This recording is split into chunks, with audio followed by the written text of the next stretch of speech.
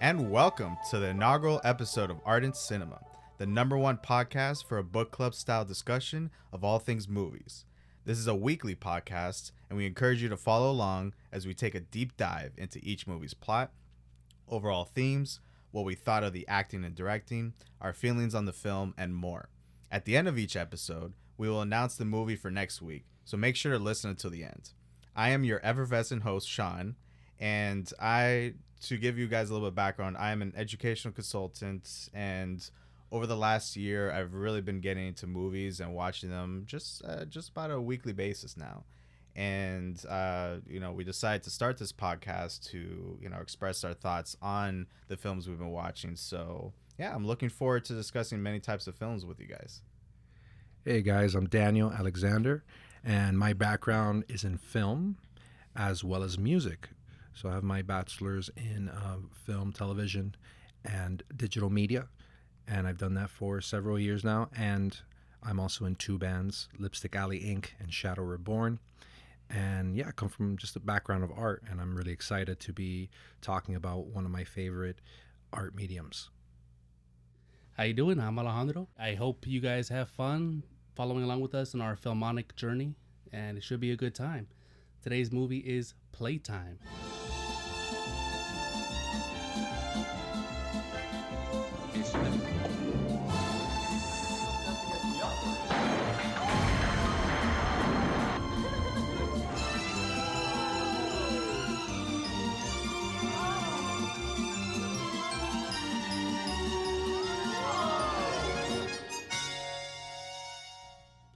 Have you guys heard about this one before?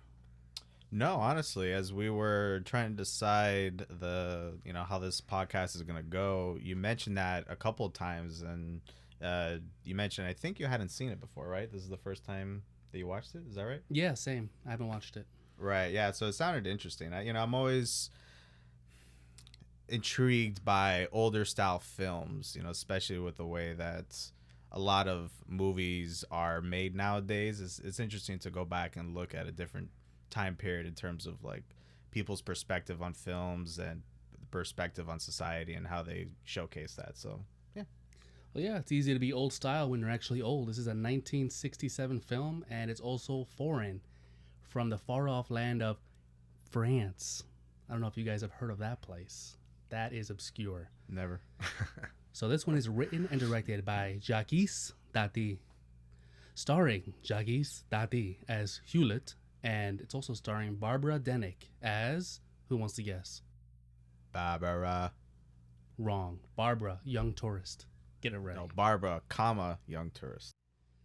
Despite your inaccuracy, this movie is, like I said, from 1967. I'm going to go ahead and try to give a little bit of plot. It's quite difficult. I may give you guys a try too. I think Philip Kemp best described the film's plot as exploring how the curve comes to reassert itself over a straight line. So you have Hewlett, who lives in the city and is trying to meet someone for a business meeting, presumably, and Barbara, who's a young tourist that's trying to break away from her group and takes interesting pictures, tries to have interesting conversations, but keeps being pulled away and back into her little flock of tourists. And you see her kind of keep coming into the story. They meet each other at different points and they're reincorporated. So there's no real main characters in this. They kind of just find their way through the film. They're both trapped in this nonsensical, corporate, capitalist, industrialized, optimized nonsense of a world. That was the best way I could describe it. That was great. Yeah, and then hijinks ensue. So that's the plot, but I don't really think that's what the movie's about. Would one of you guys like to take a crack at what the movie's about? I feel like the movie is about kind of discovering a sense of individualism. Like there's just so much uniformity going on in this film, and it almost feels like sometimes the characters are trying to break out of that level of uniformity. And that's really the theme that I saw that was going on. And I even noticed that you would see that the female character was always longing to kind of escape from that world, like and they used actually reflections, interestingly, in this film to kind of showcase that. Like I noticed when she's trying to enter this building and she opens this glass door, you see the reflection of the Eiffel Tower, this beautiful building that was completely the opposite of the area that they were in. And you notice it again at one of the end scenes where you see the reflection of this big beautiful sky, and you hear like the oohs and ahs of the people as the window's moving, almost like they're on a carnival ride. Mm-hmm. So it feels like that was like it's like showing a window to a better world, a world with more color and more excitement and less uniformity. So that's kind of a theme, at least, of what I thought the movie was trying to portray. Yeah, I agree. That's definitely a theme. What about you, Sean? Yeah, it's a lot of it's a repudiation of what I guess the director was seeing as like a massive corporatization of society and of culture, especially. You see a lot of the cinematography is focused on like the drabness of the world as the characters are going through, except for specific highlights of like characters' hair, really stood out to me, especially like blonde hair, or a lot of the technology that was in place. There's a lot of like red screens or red dots that were littered throughout the movie. So there's like highlights of color, but they're usually around either people or technology.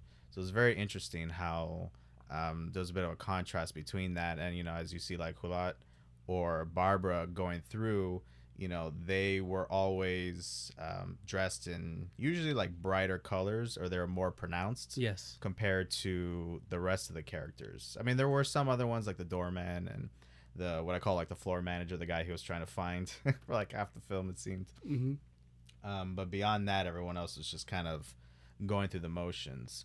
To me, it also seemed like the director was fearful of the direction that the culture, I guess in France or maybe just in the world, was going towards. And he went so far in one direction in terms of showing like the hokiness of it all and like the vapidness of it all. I don't want to get into too much right now, but a lot of the structure of the businesses and of like the hotel later on or the restaurant was all falling apart. But what was most important was how it looked to people and making sure that it was serviceable. But everything was just kind of falling apart the moment somebody turned away. So it was very interesting that the director was definitely showcasing like despite how everything looks, it's all becoming highly corporatized, and it's not actually better for us. So. Yeah, I definitely see all those themes too. For me, the movie is a Where's Waldo game of trying to spot all the absurdities and incongruencies. A lot of times in the background, and you have these kind of jokes that build up over time. You'll have a ridiculous chair that's super unergonomic and uncomfortable, and then you see that the entire populace has bought into it, and they have them in their homes and in their offices. You have a doorman who's just trying to page his boss, and he has to go through 5 minutes of pressing buttons, and nobody can hear each other. Okay, so in the midway of the movie, midway point of the movie, they're in this restaurant. Do either of you remember what it was called? Talking about the Royal Garden, where the last half of the movie takes place. Yeah, the Royal Garden. At some point, the air conditioner breaks down. Oh my goodness! And you start seeing people sweat and get a little grumbly and uncomfortable. And then you start in the periphery of your vision, you start seeing things melt, objects melt. And I don't know if it ever shows it explicitly, but I think the chairs start to get really hot, right? And they begin to brand people who are sitting down in them. And then later on in this scene, when the restaurant starts to fall apart, one of the employees creates a kind of VIP section out of the debris, an exclusive part of the club, and the only way you can get in is if you have this brand in the back. So this is an example of a joke that kind of builds throughout the scene. There's a lot of these that you'll miss if you're not paying attention. There's also in the very beginning of the movie, there's an employee who's walking around. He's a custodian. He's walking around looking for something to do, and then you realize he doesn't have a job to do. He's standing around because the place is immaculate. He can see his reflection. You'll hear a baby crying, and you'll assume it's a baby in this woman's arms as she's walking through the scene. But then if you're paying attention, you see the baby in the corner. The scene cuts, and now you see the woman is carrying a bundle of tissues for a bathroom that makes no sense in its placement. So to me, that's the fun of the movie, is keeping your eye open for all these weird, obscure gags that you'll definitely miss if you're trying to watch the movie for the plot. It's not a plot-focused movie. And I noticed that a lot of these absurdities were they were so subtle. You know, it was never quite focused on. Yeah, I was expecting like Airplane, but no, it's not like that. No, it was the director tried to keep. I don't think there was a single close-up in this movie. It was just complete wide shots the entire time, like almost extreme wide shots at moments, where you're just seeing multitudes of people. And yeah, it's like you said, like a Where's Waldo book, just filled with details and different actions going on, and you really have to just kind of look around the screen. And at first I was a little frustrated, because I would look at this movie and be like, what am I supposed to be looking at here? You know, when you miss it, then you feel like you're not watching anything. Exactly. There were times where I was like looking at the top left of the screen thinking, okay, maybe this is where I got to be. But then nothing really happens.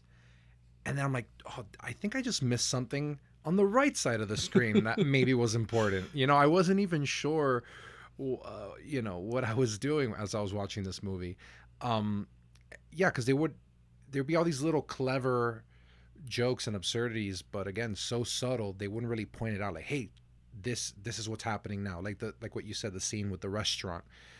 I didn't really notice those marks on people's backs from the chair. I didn't even know it was from the chair. Oh, there you go. I noticed when they were dancing. I was like, why does every woman with an like open back dress have like these like 3 red marks on their back? That's funny. Like, what is this? Or is this some kind of cult? You know, I wasn't sure what was going on. And then I didn't even notice what you said either about that he was only letting in people to this exclusive part that had those marks on their back. Yeah. I didn't know that. So it's very it's very interesting. Yeah, I want to jump in on that real quick. It actually wasn't an employee that started that. It was a customer, who I don't know the customer's name. Wait, a customer started the exclusive Yes, club? actually, yeah. You see him early on in the scene. He comes in with his wife, and he's supposed to be like American Yankee Doodle Dandy kind of guy. I don't know the character's name, so I'm just going to call him Yankee Doodle. I think the director put that in because he noticed how corporate, I guess, America was becoming. I mean, I'm assuming. And he noticed that French, so I think probably similar things were happening all around the world. Culture was moving that way. Right, absolutely. I wonder if the director thought maybe this was an American problem spreading to other countries, because the way that American character is portrayed is he's taking advantage of situations.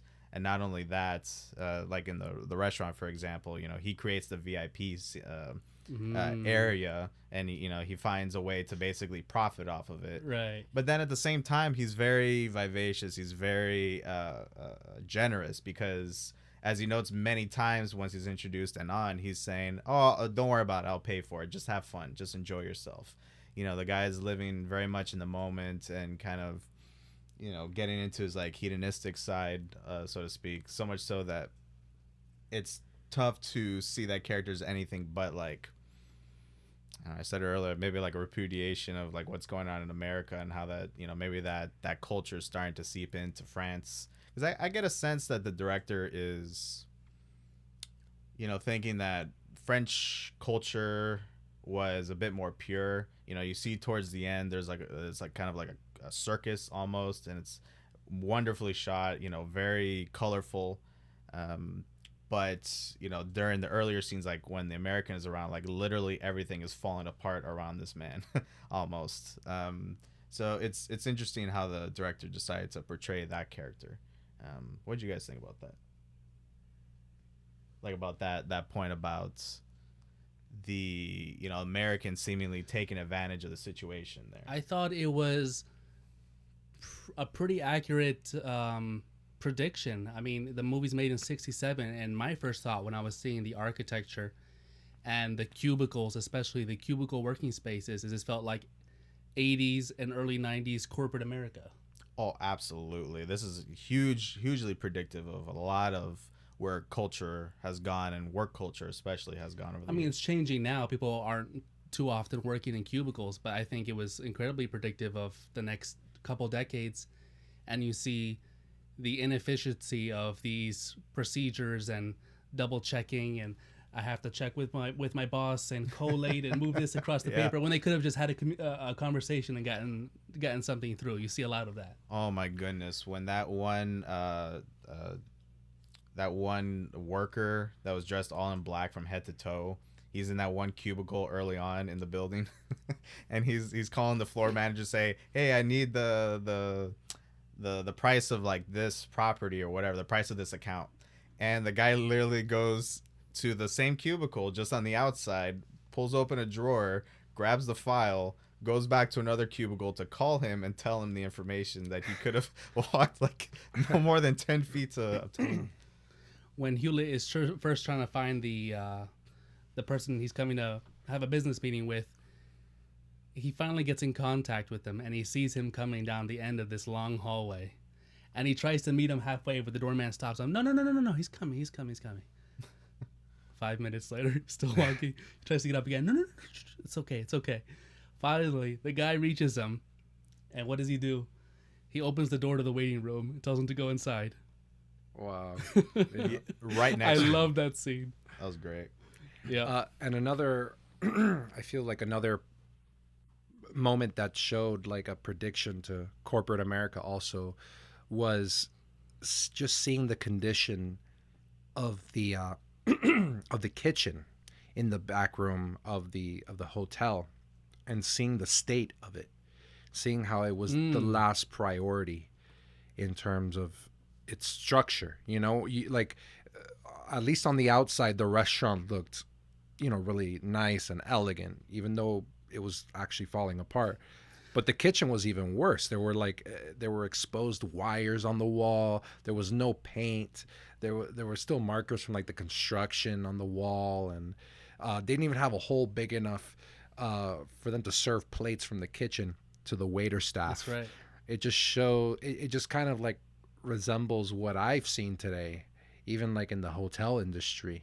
When you're working in these hotels, there's actually, in these big fancy hotels in downtown. I mean, if you've ever worked in one and you're walking through the rooms that only the staff are allowed to go, you'll see it's a little similar. It's like it's not fancy like the main hotel. It's just kind of, you see exposed wire, you'll see like pipes, and it's kind of dirtier and a little grimy, and you're like, damn, I didn't even know this was back here. Like, this is crazy. So yeah, it gave me that thought. I wonder how much of the style of this movie is influenced by the fact that Jacques Tati was also a French mime, as well as a filmmaker, actor, and screenwriter. No kidding. Yeah, He was a mime? He was a mime. I have a serious question for you guys. Yeah. Was he the inspiration for Mr. Bean? This man, like Mr. Bean, if you guys ever watched, I've seen it, yeah. it's a television show, many movies, where basically this British actor basically bumbles through different situations. He's universally loved both in universe and, in real life. And literally he just walks around, causes trouble, and yet somehow people are nothing but endeared to him. And that's basically Hula to a T. He literally brought down the roof, or part of the roof, in the Royal Garden towards the end, and everyone's like, "Woo!" Well, to be fair, that place was under construction as customers walked in. It wasn't exactly the most sound location. Oh, absolutely, but there were many times where he's just kind of bumbling along. Yeah, he breaks the door to the Royal Garden, and they're like, just sweep it up, don't worry about it. And they're like, it's just Hula, who cares? Oh, and the doorman takes the door's place as a human door, holding the handle for people. That was my favorite bit. I love that. Like, people would literally wait for him to just move his arm in an L shape. Basically. The drunk people would walk through, but everybody else who was in the norm would wait patiently. Yes, exactly. But yeah, I liken this movie to, if you guys ever played the game The Sims, where you just see a lot of people walking I was around. gonna say everybody reminds me of Sims. Yeah, not only in their movements and mannerisms, but the way they talk. A lot of I guess we could call dialogue, which is not really. People talking, it's very in the background. It's a little muted. It's not the focus. It was so strange to get used to that. Yeah, often the dialogue fades into the background, and the Foley, the sound effects of the world, are brought up into the fore, and it makes this weird impression like you're seeing a video game, and that's helped by the camera being pulled so far back. It's like you're looking at your monitor and you're seeing all these ants move around this weird world. And there were some parts of the dialogue that there were no subtitles for as well, which is unimportant. It was like, no, don't worry about that. Don't worry about what they're saying at that moment. And that really threw me off because I wanted to hear what was going on, because I've never seen this like half and half movie where it's like, is this kind of like a silent movie or not, and it was kind of teetering between that line of it, and I thought that was very interesting. Another thing I want to point out is what did they do with the glass that broke at the front door? It was really funny. They just decided to sweep it up. They walked it for some reason to the restaurant, and they just poured it into like a champagne bucket. Oh, yes. And they're like, iced. There you go. Yeah, that was great. It's interesting, the way that this movie was very predictive of a lot of things that came about. Weirdly enough, The Sims, as we just mentioned. And it's interesting how the director really thought about that through the CGI work that he did with everyone, around them. So yeah, I was very impressed with the CGI work. Speaking of special effects, one thing that might have thrown you guys off is how in a few scenes you'll see what appears to be a mannequin in the background. And then a couple seconds later into the scene, you'll see them move. But the people around them, walking around the mannequin, start freezing. I don't know if you guys noticed that, but it kind of threw me off, and it started making me pay attention to the background.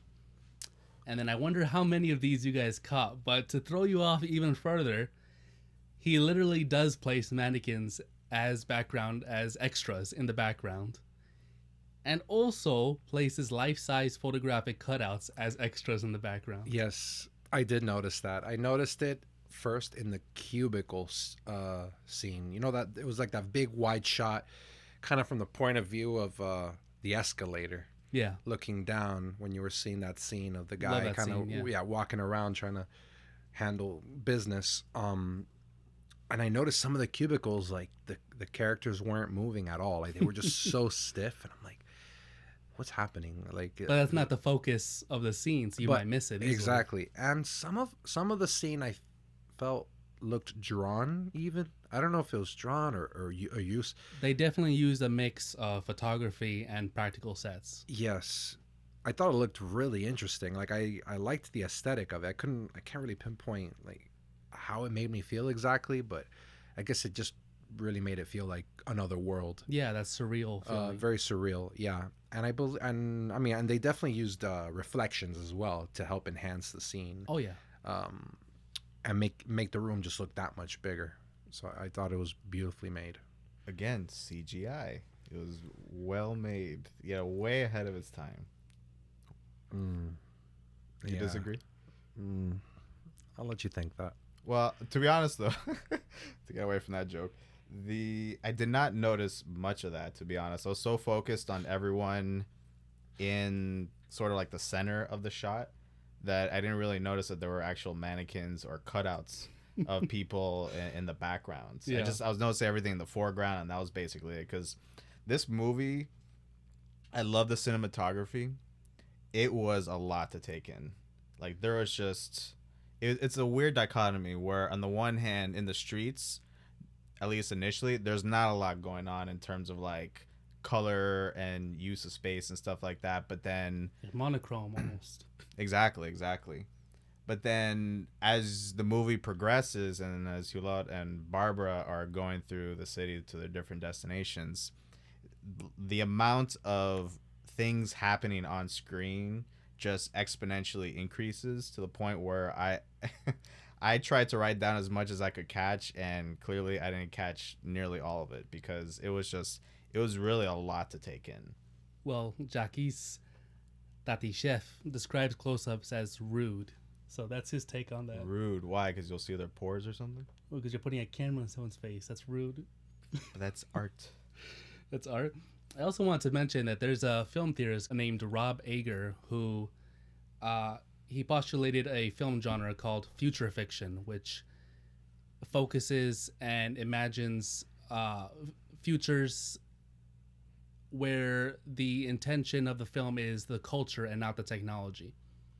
And I remember he was postulating a few movies like Clockwork Orange and others, and I thought this really fit into that genre where it's not at all about technology. It's about where we're going and what he's saying about probably the current populace.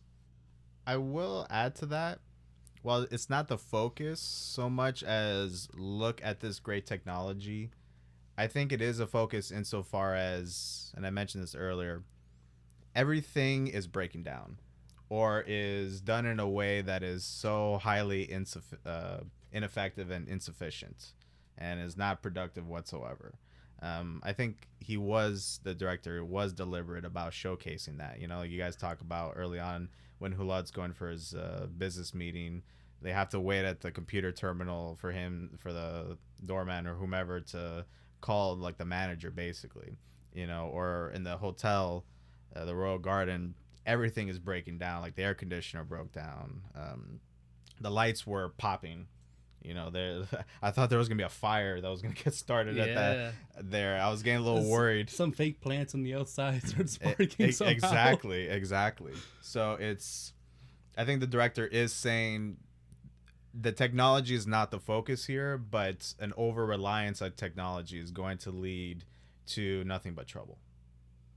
Yeah, and I believe, you know, I don't think realistically in a world like that where it's about uniformity and it's not about, you know, individualism and individual aesthetic. I mean, I don't think realistically that's how the technology would be, to be honest. I feel like it was... Sure, I don't think it's a realistic depiction, just like... It was just... I believe that he just exaggerated that depiction just to get a point across. That it's not making our lives better. Right, exactly. Not that it would actually be this overly complicated technology that doesn't work. Right. You know, because I feel like a society like that would be the opposite, actually. It would be the streamlined technology that's just the same for everyone, but it works. Mm-hmm. But it lacks individuals. But maybe everybody's still unhappy. But everyone's still unhappy. Yeah. That's what I think the reality of that situation would be. Although, I'll jump in real quick. I have worked in an office setting before at cubicles, and there has been times where people were over relying on things like Slack or whatever when we're literally right next to each other. We could just swivel and say, "Hey, can you give me that report?" Mm-hmm. Yeah, sure. So we have to Slack it or do email or... What's Slack it? Oh, Slack is a popular messenger that a lot of offices use. So you can send files and things like that. But the point is that there's a lot of, at least in my experience, there's a lot of over-reliance on technology to help out when, you know, simple conversation would have sufficed. I thought the scene that was the biggest critique of the populace was where you see our main character meets a friend and goes into his apartment building. And the friend, instead of being warm and asking about his life, is running around the apartment showing him all his fancy gadgets. Here's my lamp that comes into 8 pieces. Here's the broom with the headlights on it. Here's my fancy TV. Let me show you some footage of us skiing. It was very materialistic. And the way the camera was positioned was best served, I think, in this scene, because the front of the building is all glass panels.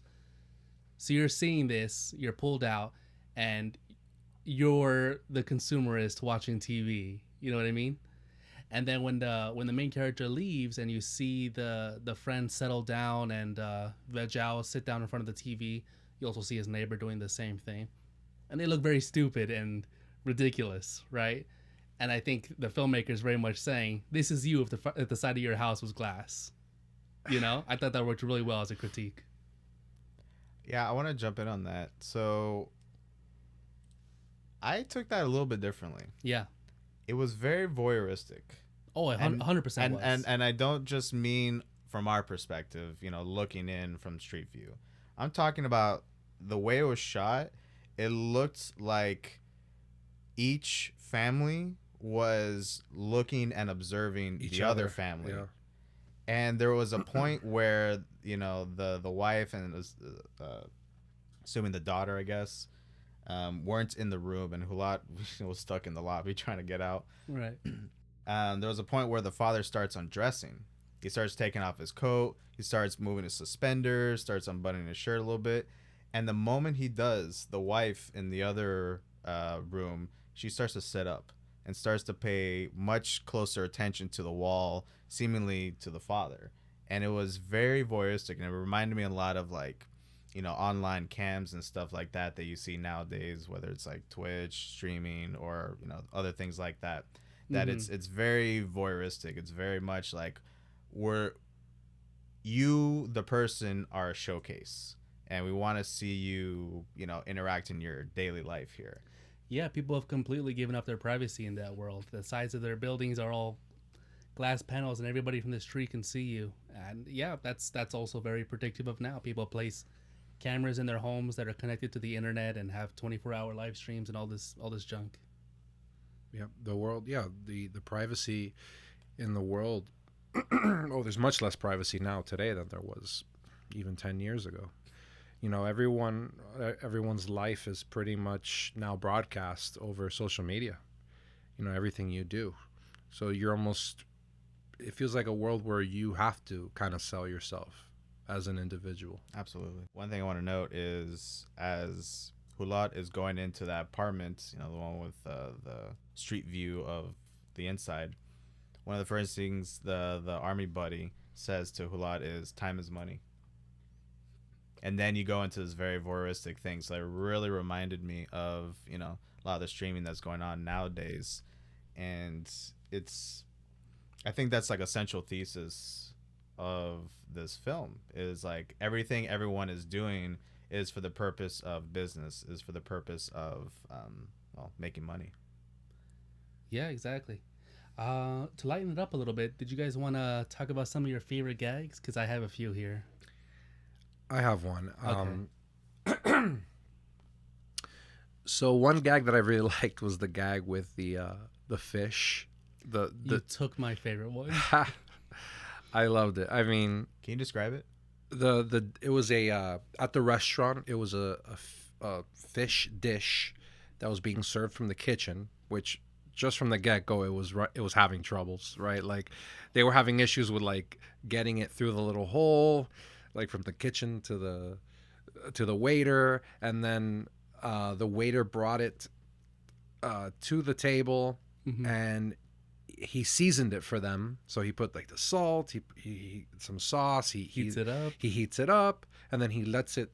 He keeps it there to cook, I guess, or to finish cooking, and he walks away, and then you just see this fish go through re-seasoning and recooking like 5 times. Like every 5 minutes, different waiters in front of different customers. They're like wheeling this fish around. They don't know who the heck it's for. And the fish is just going around, and I don't even think the fish ever makes it to anyone. I don't think anyone eats the fish. If they did, they would have died of salt overdose. I think one of the customers says, "I don't even like fish." Does he? Awesome. One of them says, like, just very like in the background.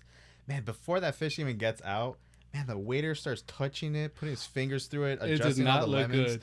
Oh Lord, that was disgusting. Ugh. That wasn't the only plate where they did that. I noticed it with another plate that the guy was preparing, and the way he prepared it was like massaging the plate. I was like, what is going on with these people? I wonder if this guy worked in a restaurant.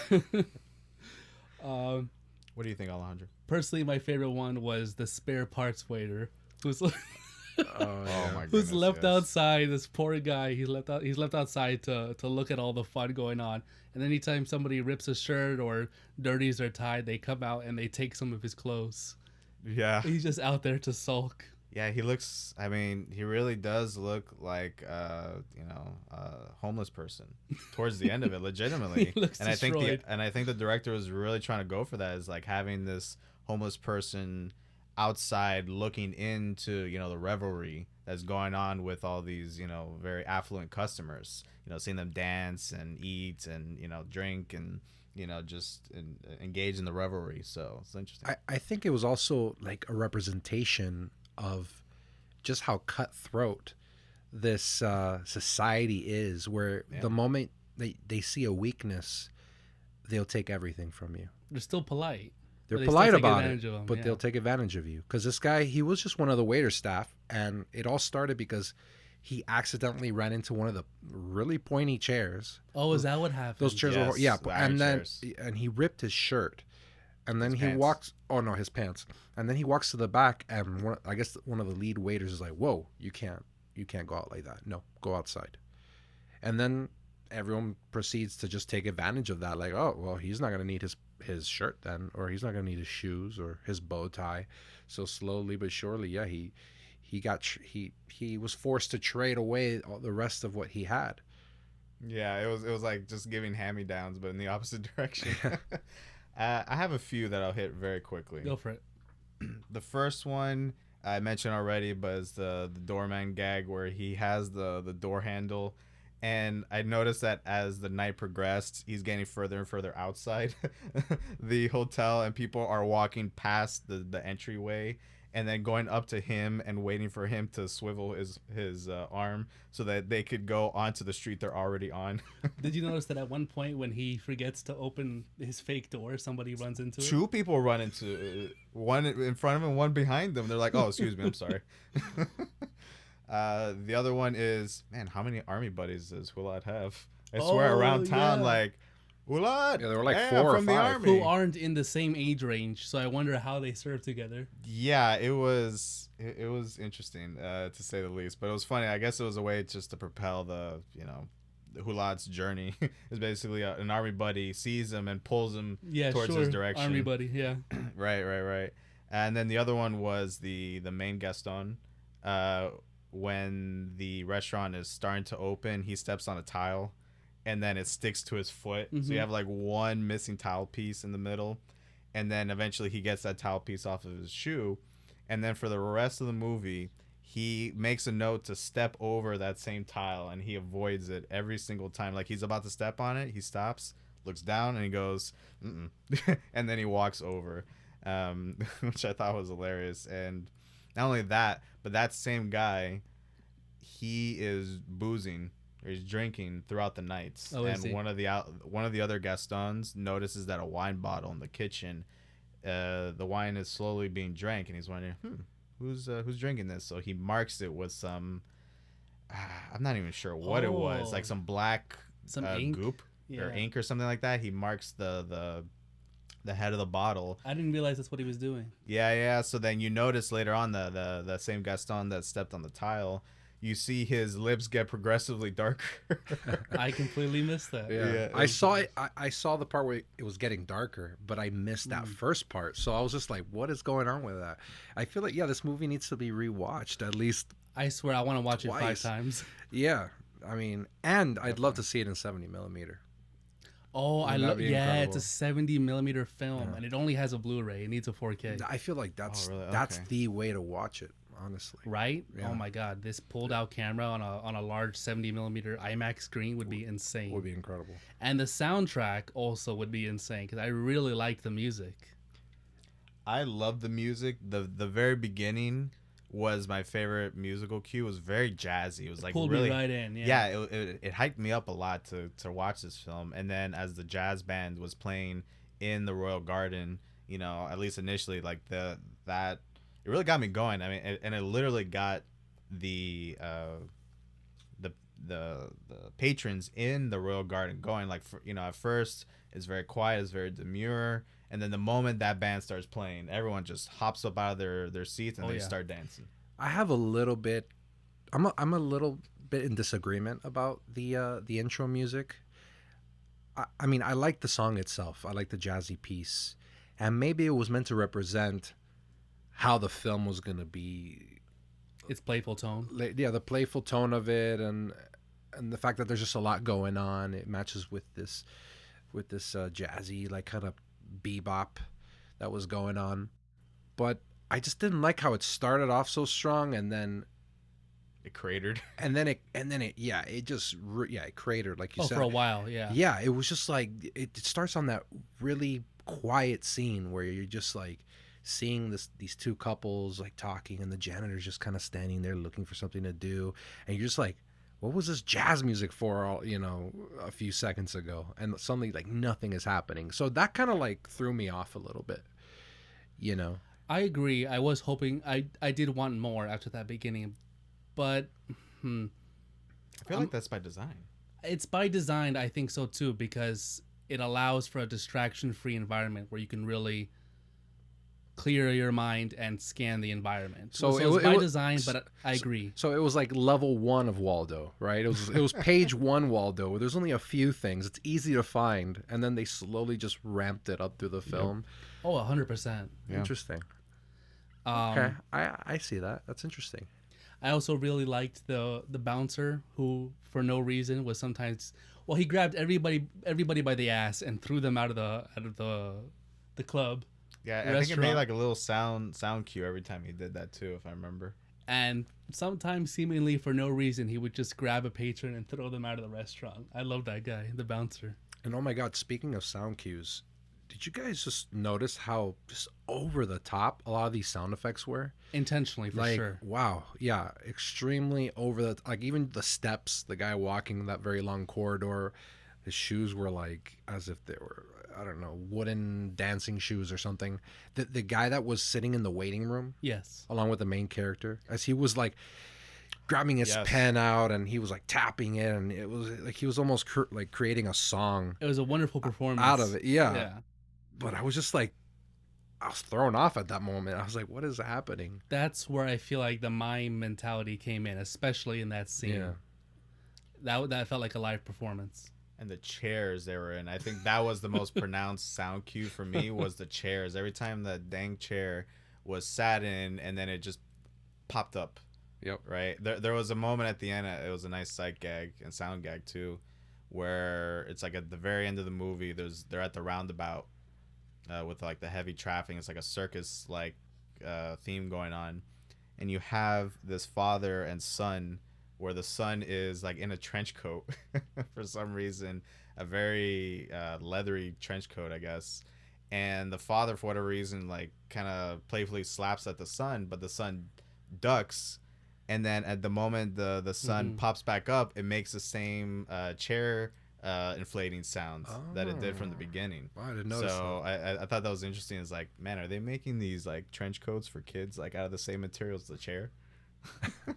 I don't know. It was very interesting. And I just remembered that, this does seem to be a critique of the way culture is moving globally, because at one point we see some advertisements of where these buildings are being built up, and we see a lot of locations. I have here USA, Hawaii, which for some reason is separated, Mexico, Stockholm, Japan, and Holland. And that's just from what we see. So this seems to imply almost an invasion of global culture. This is the way everything's going. Right, and then you have that Yankee Doodle dandy guy, the American, that I'm gonna call him that. I don't know his name. That the moment that he gets there, he starts trying to run things. He sets up the VIP area in the hotel. He takes everyone to the coffee shop afterwards, and he's like trying to get them to do something, but also like live it up. So it's definitely seemingly like an invasion of culture going on here. Something we didn't mention, which I think is important, is that in this culture there seems to be a worship and celebration of capitalism, and that indigenous culture is quaint, something to put on your bathroom wall. We see at one point all these tourists being herded in and out into this showroom where they're there to see products. Like, this is exciting for them. This is the main show. This isn't something to do on the side. And you have people showing him these futuristic lamps and gadgets and whatnot, and that's the main attraction. You'll sometimes see the reflection of the Eiffel Tower or the Big Ben, like you mentioned, and it goes completely unnoticed for everyone except Barbara, and even for her, for it's just a moment.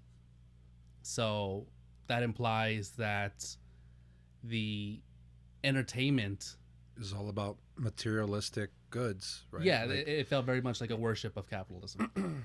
It's hilarious. It's like being taken to the Louvre on a tour, and then all they do is take you to the gift shop. Yeah. And then you leave. That's it. Which, hilariously, one of the things they were selling were these Greek pillars made into trash cans. Yeah, it's just commodity. I was like, wow, those pillars are beautiful. I would like that. And then the lady like opens it up and just throws some trash in there. We're like, Which is one of the few times we don't see this ultra modern aesthetic. right, It's a exactly. trash can. Exactly. One thing I want to note is the posters you were talking about. One of them, I think it might have been the USA one. There was a picture of a young child on there. And then there was a guy sitting right below that poster. And I could have sworn it was the same person. They looked nearly identical. It's just the guy was, an older looking version where he had like a beard on him. But other than that, it looked almost exactly the same. I did not notice that. did you guys notice a lot of the portraits on the wall were in black and white, Yes. and the only form of color was red for certain things? That felt very fascist dystopian to me. Yeah. At first I thought, in the beginning there's one portrait. I'm like, okay, is this the fascist leader of this country? Then you see a bunch. I'm like, okay, those must be the head of the boardrooms. You know what I mean? And then you see one in black and white that's about the tour buses of France, and everything was in black and white except the tour bus was red. Right. So it's just this constant theme of just this monochrome plus red aesthetic. Yeah, which is, like you said, like very dystopian. Yeah, that red, I think, was some kind of sensor, because it was like a computer, like some kind of red sensor that they had, almost like a lapel on their suits. So again, it's a marriage of these fascistic qualities married with like this techno future that seemingly the world was moving towards. Yeah. Another detail I liked was in the restaurant, as I think you guys had mentioned it, as the place collapses, people become more and more unhinged with it and kind of drop their guise of courtesy. And you see people in like hippie outfits and cowboys and regular clothes, whereas in the beginning a construction worker isn't even allowed on the floor to fix something because he's not dressed right, Yeah, I loved how that scene unraveled, and it felt like people were just not only really becoming unhinged per se, but I feel like they were just becoming free. Yeah, free. Yeah, they were feeling more relaxed. They were feeling more themselves. It wasn't about this outward appearance anymore and about making everyone seem like they were this high society, but they're more thinking and feeling with their emotions. Did you like how the band organically cropped up? I love that detail. Yeah. You have this piano player there. She happens to be in the audience, the only person who plays the piano. And then an old lady comes up and, oh, do you know this song? I used to sing the opera many, many years ago. Some dude randomly appears with a guitar, unprompted, starts playing along, and then she starts singing her opera. I thought that was so beautiful. Piano player was Barbara, young tourist. Yep. Was that Barbara? Yeah, it was Barbara. Oh, that's so cool. Because the American, of course, as an American, he's got to take charge of the situation. He comes up after the previous band leaves because they notice that everything's just falling apart in the Royal Garden. So he gets up and he says, any piano players? And then he finally looks around and he sees Barbara meekly say, yeah, I'm a piano player. And then she goes up and plays, and then, people start wandering in, more modern looking people at the time, like almost like 70s hippies or 60s hippies, start wandering in just randomly. Like the doorman's really not doing his job anymore. At this point. He's just letting anybody in. That was very interesting. I wonder if there was some kind of symbolism with the crown shape that kept going on everyone's backs. Like my first thought was something related to like communism, like a branding. like a branding, yeah. Yeah. And it almost reminded me like the hammer and sickle, from like communist Russia back in like Yeah, I could the see Soviet era, which is, during that time the Cold War was into full swing at that point. So I wonder if that was the director's way of saying that there are some parts of that culture that could have been redeemed or not. I'm not entirely sure. What do you guys think? I feel like it was kind of represented as that culture. Even if we survive that culture, it's going to leave its mark on society Oh yeah, that's a good point. to a degree. Like it's not going to go down without a fight, per se. And I felt like that entire restaurant scene was just almost like it represented like almost like the death of that society, of that dystopian society, and a rebirth from its ashes, Mm. coming back to individualism. You know, Yeah, I mean, it doesn't. The breakout doesn't end at the end of the night, right? We see in the next morning, the streets of Paris become alive as a carnival. A lot of great gags in there. You have a woman who's sitting on the back of a motorcycle, bouncing up and down like Yes, she's I on love a that. mechanical horse. You see the riders in the bus, who you had mentioned, going up and down and yelling in excitement, Oh. with the tilting of a mirror, Of a- which I absolutely loved. That was so good. Again, the mirror being like that window into like the better life. You see like the better world from, because you don't see them having fun from the view of just the camera, right? You don't see them like, Right, it's a reflection. it's only through the reflection where you see it in that scene. Yeah. You know, Right. You have the carnival ride, the merry-go-round with the cars going around in the roundabout. And then you see the curved line reassert itself on a straight line with the characters finally meeting, having their moment. He gives her this gift, and it's like this cathartic human expression that I think really settles the film into its end. Yeah, it's funny too because they encountered each other at least a few times in the film previously to that, especially in the Royal Garden. Yeah. They were both in the VIP section, so they were getting chummy with one another. So it's interesting that it just ended off with a really sweet moment there. I want to expand on one point that Danny made just a couple minutes ago. You mentioned that that whole Royal Garden scene was almost like the death of that society.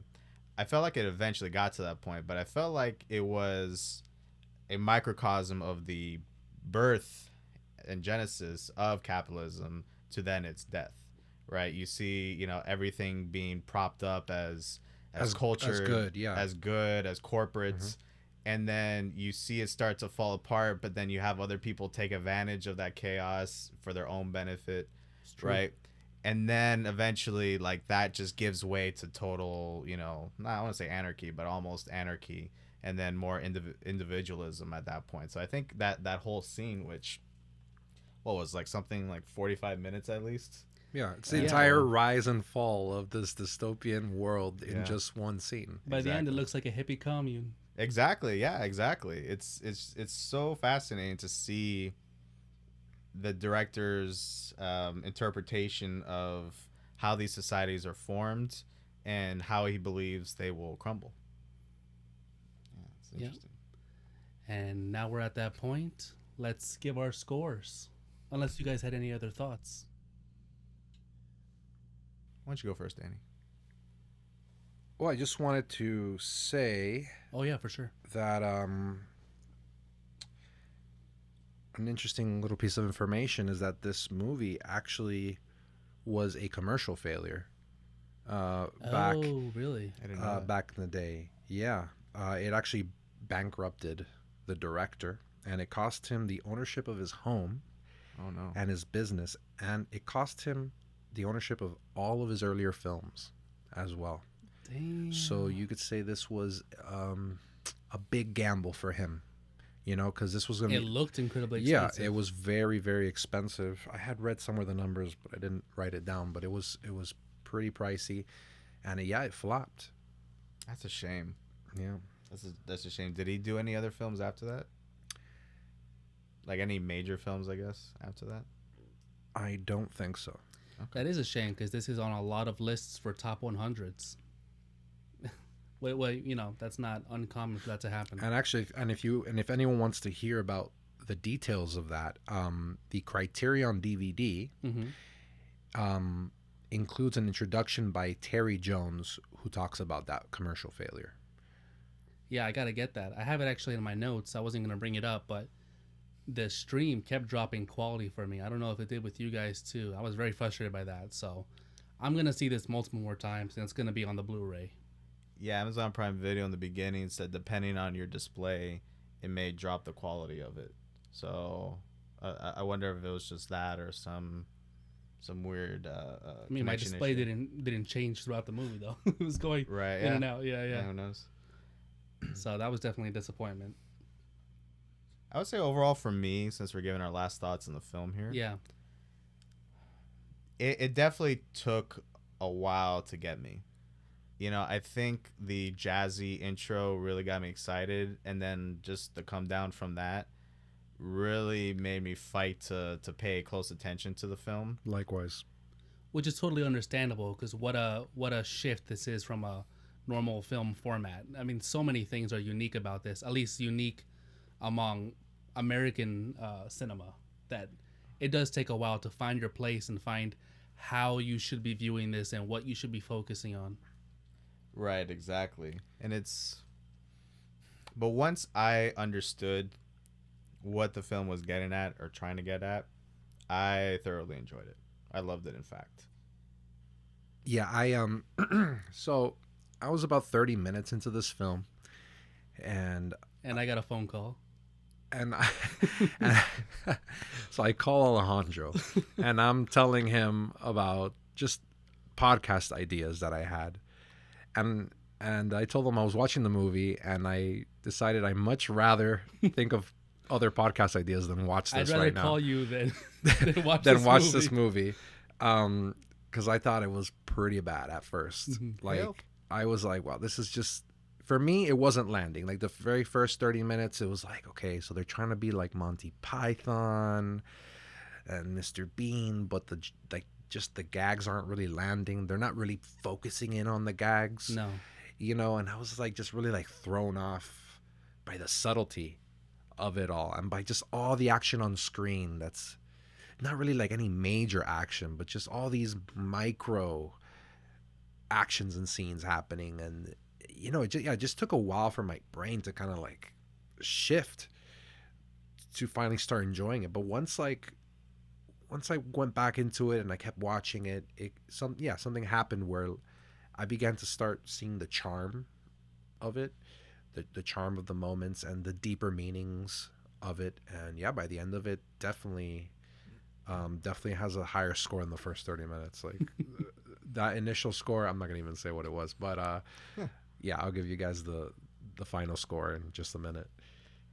I think this movie was a fantastic choice to start off our podcast, because I think it's highly indicative of the movie watching experience, at least for me, which is oftentimes I have an expectation of a film trying to grab me immediately, get a hook, and oftentimes it doesn't. But for many filmmakers, that's not the point, right? The point to be entertained for the entire 2 hours. Yeah, exactly. But coming from our viewership perspective, it's something that by sticking with it and really try to engage with the material, engage with the film, engage with the themes and the directing and the acting and the cinematography and all of that, I think it really showcases the power of filmmaking and the power of like film watching. So much so that it engages our minds in a different way than what we're accustomed to in our day-to-day lives, and allows us to have deeper discussions of things in the world beyond just what's in our little bubbles. So I thought this was a great choice to start with. I completely agree. I want to add to that. I believe this film just fully encapsulates what this podcast is about. These are the kind of films we want to watch, to then be able to tell our listeners the charm that we found in it, like what made it special. So like you guys, at first it took me a while, but afterwards I really loved it. And if you don't mind, I want to get into the score that I gave this one. Yeah, you can start it off. So out of 10, I gave it a 9 out of 10. Wow, That's impressive. Nice. I really enjoyed this film. Part of it, honestly, is a little bit of nostalgia because it really reminded me of Mr. Bean, the way Hulot acted, and I really enjoyed watching Mr. Bean back in the day. So, but part of it also is just wonderful filmmaking. It's a style of filmmaking that you definitely don't see nowadays, where everything's more understated. There's a lot of subtext, and subtext isn't for cowards. So it's something that really forces you to engage with it. But yeah, what are you guys' score?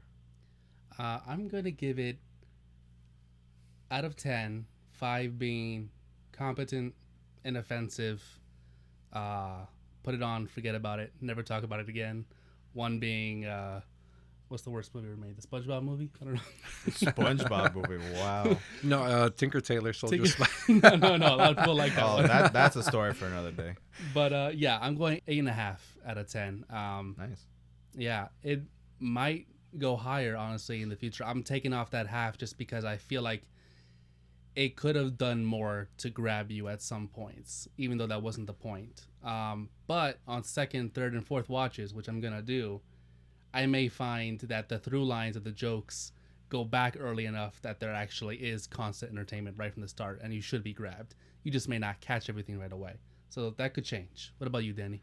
Well, I guess I'd like to start off by saying that definitely the score for me can change as well, because my mind shift was happening like halfway into the film. Right. So the number was only going up from there. But regardless of that, for what it was trying to do, I think it captured it quite beautifully. I think it really got its message across, and it was very entertaining, and it did have its charming and fun and funny moments. So I would give it a 7.5. Ooh, Very cool. that's a bit higher than I thought you were gonna go, only because of the way you described your watching experience. What was your initial score halfway through? We gotta know now. It's maybe like a 4.5. Oof. Yeah. So worse than the most average piece of crap on Netflix. Yes. It had better intentions, I felt, than the worst piece of crap on Netflix. But I just felt like it really wasn't landing at first. Sure. And I just thought that was a product of a bad film. But now I see that maybe it was more a product of me not being mentally prepared for such a film at that moment, or not gaining the understanding of how I should be looking at this. Yeah. You know? How are you going to predict that? Your expectations weren't there. Exactly. Very good thoughts. So, what have you guys been watching lately? Playing, listening to? What do you want to talk about? Why don't you go first, Danny? Okay, what I've been watching. Well, I watched the first 2 episodes of that new Game of Thrones show, How to Tame Your Dragon. I mean, House of the Dragon. Oh no! I think that tells me everything I need to know about it. Uh-oh. No. Something dragons. Actually, no. You'll be pleasantly surprised to know that I actually enjoyed it. It's actually pretty good. I feel it's pretty grounded, and the pacing is done really well, and I like the characters. Certainly better than the final season of old Game of Thrones. What about you, Sean? Not watching anything at the moment. Ooh. I know that Better Call Saul has just ended, so I'm thinking about watching season 4 where I left off on Netflix. So stay tuned to a future episode to see whether I actually went through with that or not. Will do. But other than that, not really watching much. I'm really engaged with these movies from week to week, so that's my primary watching experience for now. What about you, Alejandro? Fish Called Wanda, which is a heist film. What? A Fish Called Wanda. No, I heard that. A heist film? I've heard of that film. It's a heist film? It's a heist film. You would never expect it. Wow. Some people rob a diamond shop or whatever. and then they instantly start turning on each other. One person gets arrested, and this one chick, I forget who's playing her. She's very famous, but she's sleeping with two of them and flirting with a third and seducing a judge and trying to play everybody against each other. Very hilarious, very funny. Highly recommend it. We might even do an episode one day. I don't know, but check it out. All right. And with that,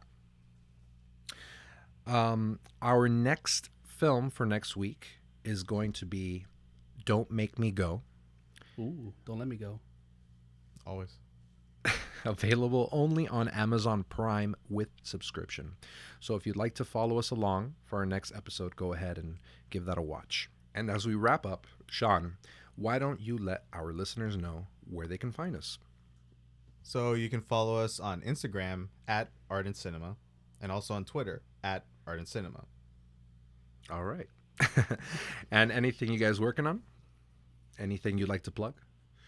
Well, I feel like out of the three of us, you have the most things to plug that people can follow and listen to. But just starting with myself, as I mentioned in the beginning of the podcast, I'm an educational consultant. So just been plugging along, working there. Not really on social media other than our, podcast social media. But stay tuned in the future. Maybe there's some announcements I'll make.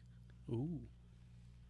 Nothing at the moment. I just want to jump on what you were saying to follow us on Instagram and what was it? Twitter. On Twitter. Yes. And if we eventually get on YouTube, help us out with the engagement, make comments, join in the conversation. We're going to be reading them, and it might influence future conversations. So, subscribe, like, share.